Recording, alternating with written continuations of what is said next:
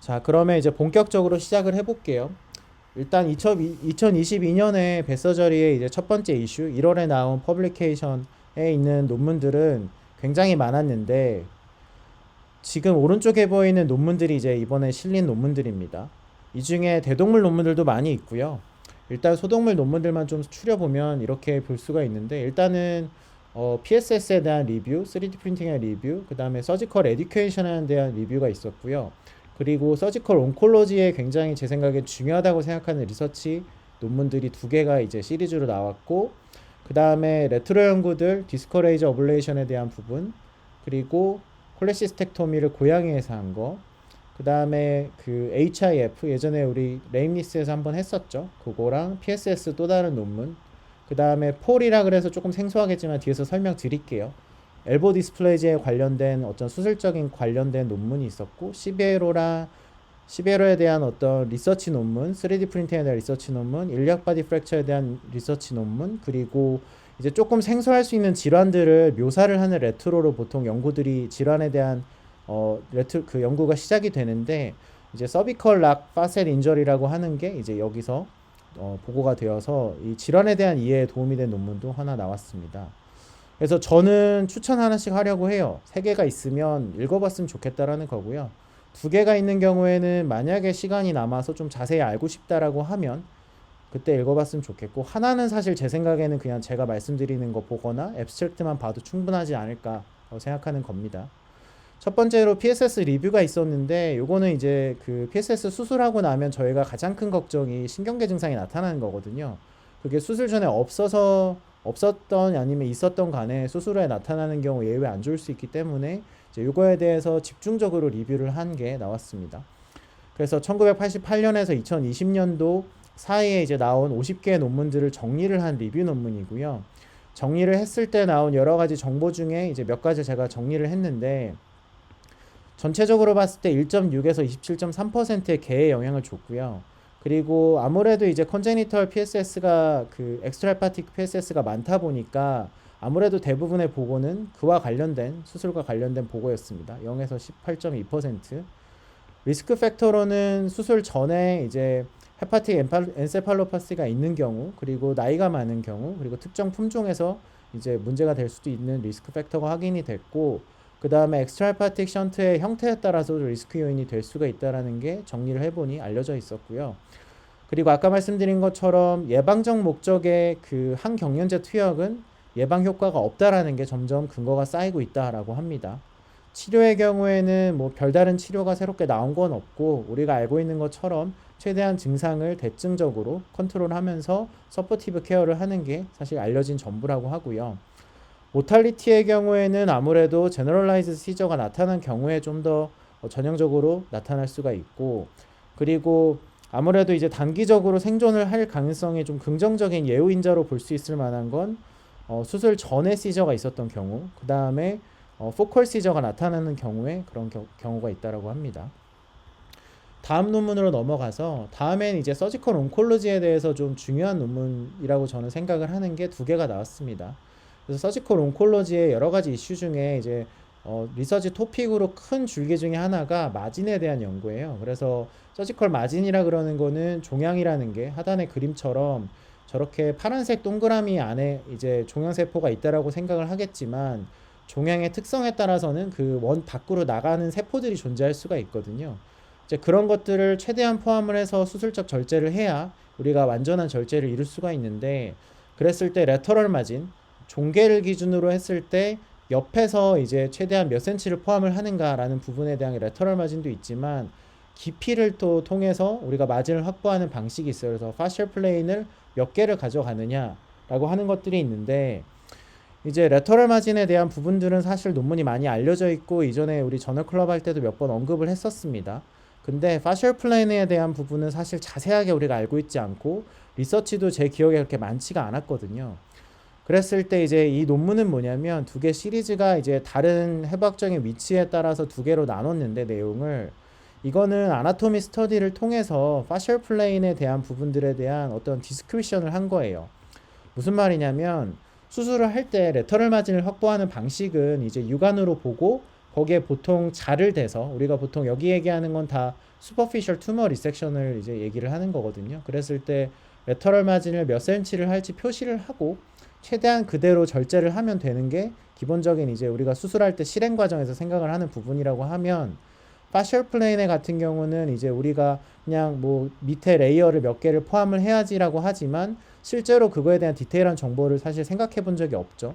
그 정보를 주는 게 이 논문이라는 겁니다. 그래서 이 레지던트들이랑 이제 요 교수님이 이제 같이 모여서 카데바를 가지고 해박적인 위치들을 파셜 플레인을 따라서 이제 다이섹션을 해본 거예요. 그러면서 오른쪽에 있는 테이블 1번 그리고 테이블 2번에 따라서 이 해박적인 특징 이런 다이섹션 하는 과정에 이게 어떤 특성을 가졌는지 타입을 나눴어요. 한 예로 테이블 1에 있는 타입 1에 이제 오른쪽 하단 B에 있는 파란색 그림을 보시면 여기는 뭔가 파셜 시트가 약간 디스크리트한 특성을 가졌다라는 게 다이섹션 과정에서 확인이 됐다라고 하면 타입 3 같은 경우에는 핑크로 돼 있는 저 색깔들 오른쪽 하단에 핑크색 그림 있잖아요. 여기는 좀 더 뭔가 근육에 좀 단단하게 붙어 있었다라는 특성을 얘기를 해줍니다. 이런 정보들을 알게 되면 사실 수술할 때 좀 도움이 될 수가 있겠죠. 또는 수술적인 계획에도 도움이 될 수가 있고 이게 이제 여기 다음 단계 실제로 실행하는 단계 이걸 얼마나 우리가 머릿속에 넣고 실행하는가라는 부분은 사실 요 리서치 가지고는 조금 생각하기 힘들겠죠. 아마 요 교수님들이 클리니컬하게 이거를 좀 더 이어서 연구를 할 걸로 기대를 하는데 어쨌건 이 부분에 관심이 있거나 이쪽 연구를 하시는 분들한테는 되게 중요한 리서치라고 저는 생각해서 한번 정리를 해봤습니다. 그 다음에 요거는 좀 간단히 볼 텐데요. 이제 임상 논문들이에요. 이제 임상적으로 질환에 대한 부분 또는 어떤 수술적인 치료를 하고 나서 이후에 어떤 임상적인 상황이 있는지에 대해서 묘사를 한 논문들인데 왼쪽에 있는 거는 이제 서비컬 락 파셋 인저리라고 해서 저기 이름 굉장히 길죠. 서브액시얼 서비컬 아티큘러 프로세스 서브럭세이션 앤 디슬로케이션이라고 하는 요 질환을 개해서 실제로 어떤 식으로 우리가 임상적으로 보게 되는지를 이제 많은 숫자 그래봐야 10마리이긴 하지만 지금 모아서 보고를 했습니다. 그래서 요 질환에 대해서 이해를 하길 원하신다면은 요 논문 한번 좀 자세히 읽어봤으면 좋겠고요. 이건 보통 트라우마 이후에 생길 수 있는 디퍼런셜 중에 하나거든요. 그래서 요걸 아는 게 아마 임상적인 지식에 굉장히 도움이 될 것 같습니다. 오른쪽 같은 경우는 이제 고양이에서 콜레시스텍토미 이후에 이제 환자가 어떤 식으로 회복을 하는가, 예후가 어떤가 이런 전반적인 정보를 주는 논문인데 주된 내용을 보면은 뭐 가장 흔한 임상 증상은 버미팅, 전디스 그리고 복통이 있었고요. 그리고 수술을 하는 대부분의 상황은 고양이에서는 담석이 제일 많았다고 하고 그 다음에 담낭 염도 그 다음에 해당이 됐다라고 합니다. 그래서 수술을 하고 나서 이제 가장 관심사가 되겠죠. 컴플리케이션 얼마나 발생을 했느냐. 가장 흔하게 발생하는 거는 뭐 걔랑 비슷하게 인트라오퍼레이티브 하이퍼텐션 그리고 포스트 오퍼레이티브 어네미아가 있는데 이제 이 중에서 9마리 정도는 수혈이 필요했다라고 합니다. 이것도 참고할 부분인 것 같고요. 그리고 수술하면서 실제 사망한 환자의 비율은 21.7% 그리고 생존을 해서 태어난 환자는 78.4%라고 합니다. 그리고 단기 그리고 장기적으로 가장 흔하게 볼 수 있는 수술 후 합병증은 버미팅이라고 해요. 그래서 이런 것들은 이제 보호자분하고 수술 상담을 할 때 다 필요한 정보가 되겠죠. 그리고 롱텀 아웃컴의 경우에는 이제 60일 이상 지나서 팔로우업을 한 환자들을 이제 보호자들한테 사실 물어보는 방식으로 했을 때 대부분은 사실 이때까지 생존한 환자들은 잘 지냈다라고 합니다. 보호자가 느끼기에는 삶의 질도 좋다라고 하는 부분 이것도 알면 좋을 것 같습니다.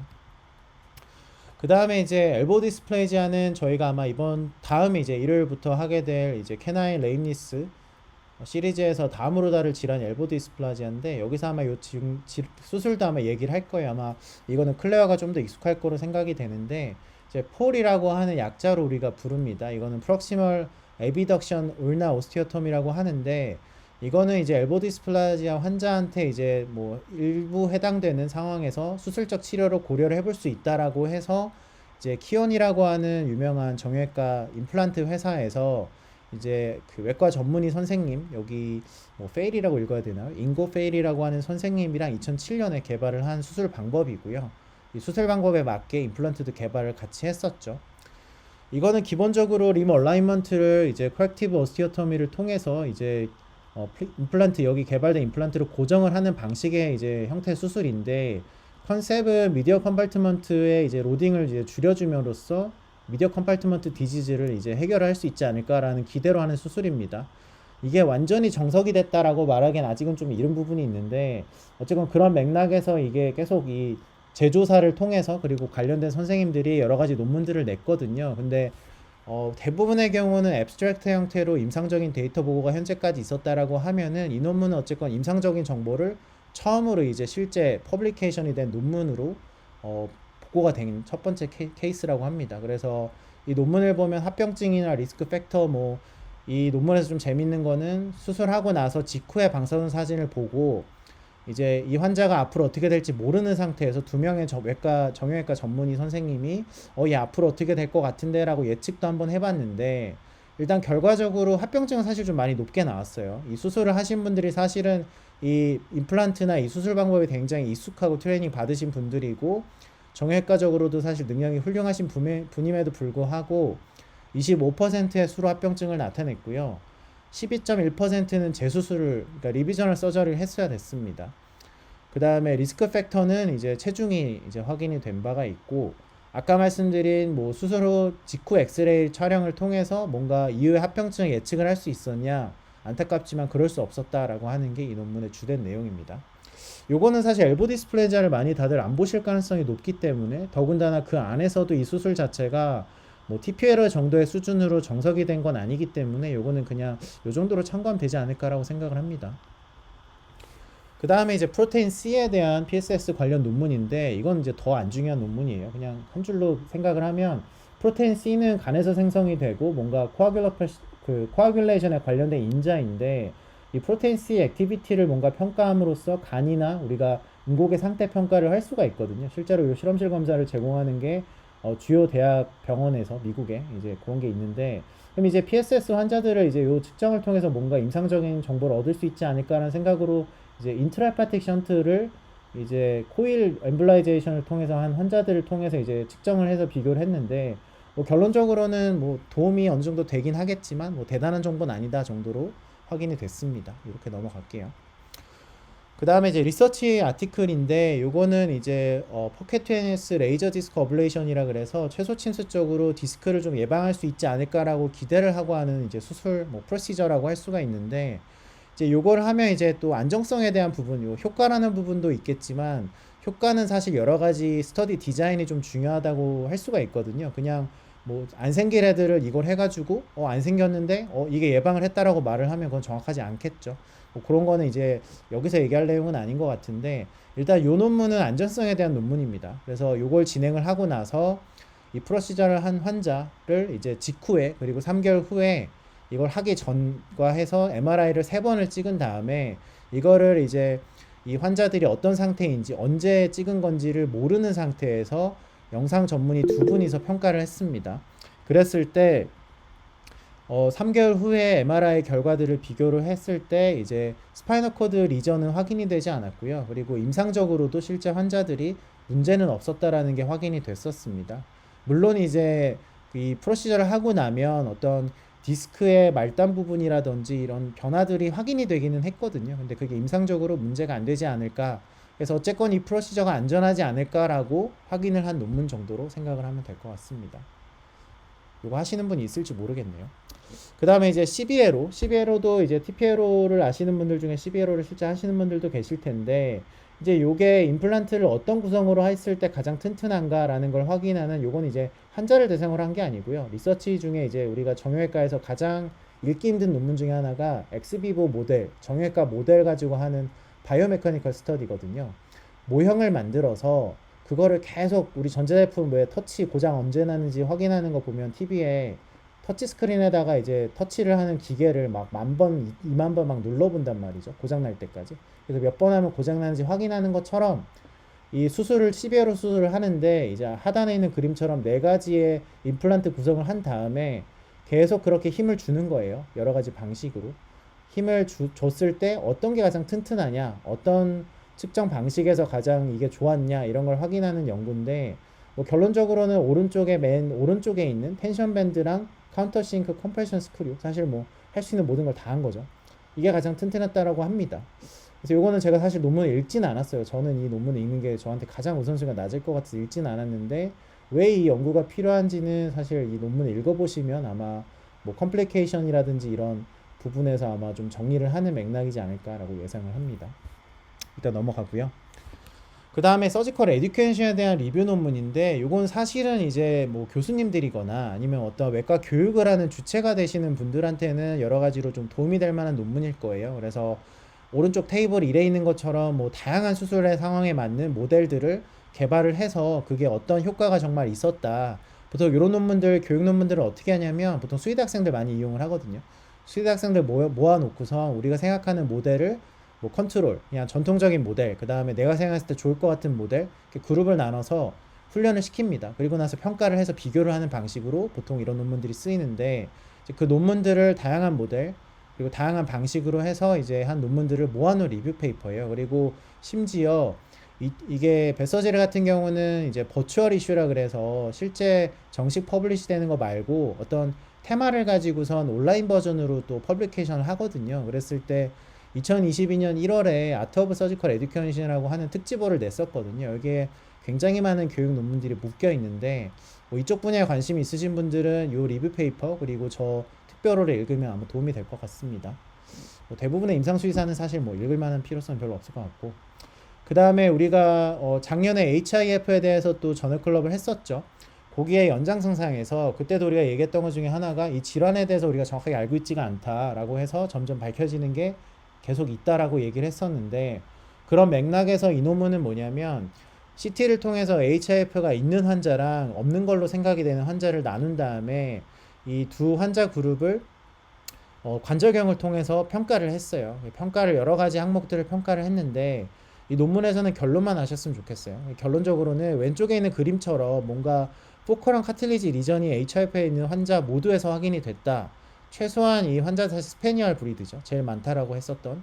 어쨌건 얘네 품종에서 어쨌건 이 스터디에 해당이 되는 14마리의 21개 엘보우에서 모두 다 이 리전이 밝혀졌기 때문에 이 저자들이 생각했을 때에는 아마도 이 리전이 HIF에 뭔가 질환과 관련이 있지 않을까라고 생각을 했었고 이거를 뭔가 나중에 치료하는데 이걸 좀 치료하는데 생각을 해볼 수 있지 않을까 타겟으로 삼을지 않을까라고 의견을 제시를 했습니다.